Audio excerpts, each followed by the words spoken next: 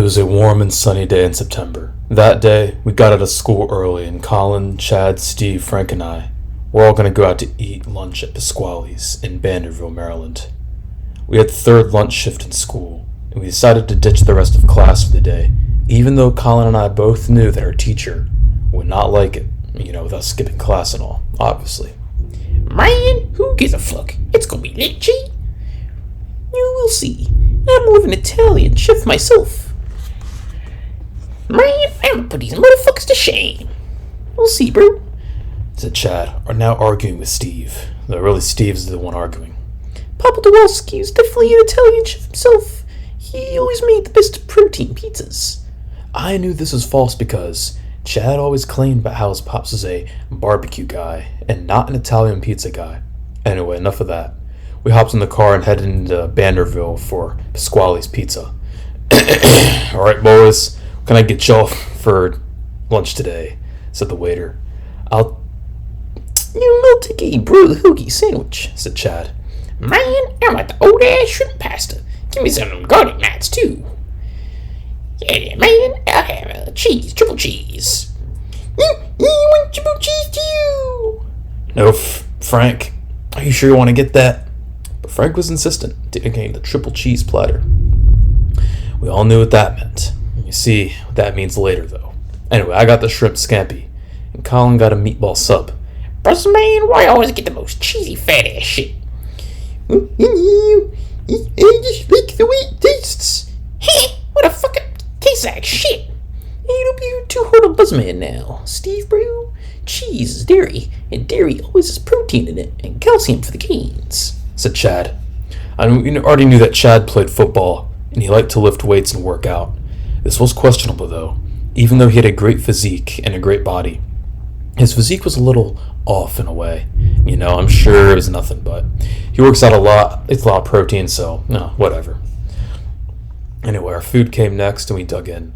Frank wasn't kidding about that triple cheese pizza platter either. The cheese on it was insane. They piled on so much cheese that even when cooked, it was like the height of a lava lamp. Cheesy! Frank then buried his face into the cheese and dug in. He lifted his head out, and his entire face and head was covered head to toe in cheese. Frank, what the fuck? I said. You eat cheese, Henry's cheese! Henry's cheese? A mysterious voice said, from the ceiling. Yes, the ceiling. I looked up and saw an empty ceiling tile, revealing the dark interior of the ceiling. Hey, who's up there? I called out. People sitting near us looked at us with suspicion. I don't blame them. It'd be pretty weird seeing someone talking to an empty hole in the ceiling and everything. But, yeah. I know you boys are down there. You thought you could get away with not inviting me to lunch? Hey, whoever that is, you better leave now or I'm calling the police, I said. The mysterious figure in the crawl space above the restaurant then made their move. The next thing we knew, the ceiling tiles came crashing right down in the middle. It was no one other than Herbert Ernie himself. Hey boys, long time no see. Long time no see, Herbert. We saw you this morning. You almost got suspended from school again. Well, that was in the past. We only focus on the present. Herbert looked ridiculous. He wore a full and complete chef outfit, like the Italian kind with the fake mustache, big poofy chef's hat, and the white button-up shirt.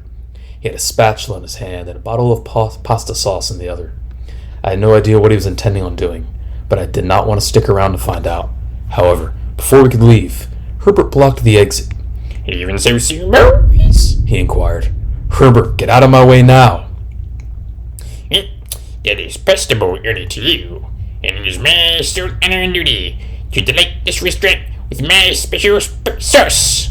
No, Herbert, no one wants to try your special sauce, said Colin. You're nuts. Herbert then did the unimaginable. He cracked open the bottle of pasta sauce using the spatula to slice it. He then started spinning around in a 360-degree motion like a sprinkler. The pasta sauce went everywhere, splashing and hitting everyone. Luckily, we were using pizza platters and able to use them as shields to avoid getting hit. Others were not so fortunate, though. No, oh, what the fuck? Some men shouted as they got hit right in the face with that special pasta sauce. Not gonna get into that, though. Hit with Ernie sauce, Herbert exclaimed. We sprinted out of the restaurant and called the police, and 5 minutes later, the cops showed up, and Herbert was taken away. That then concludes Lunch at Pasqualle's.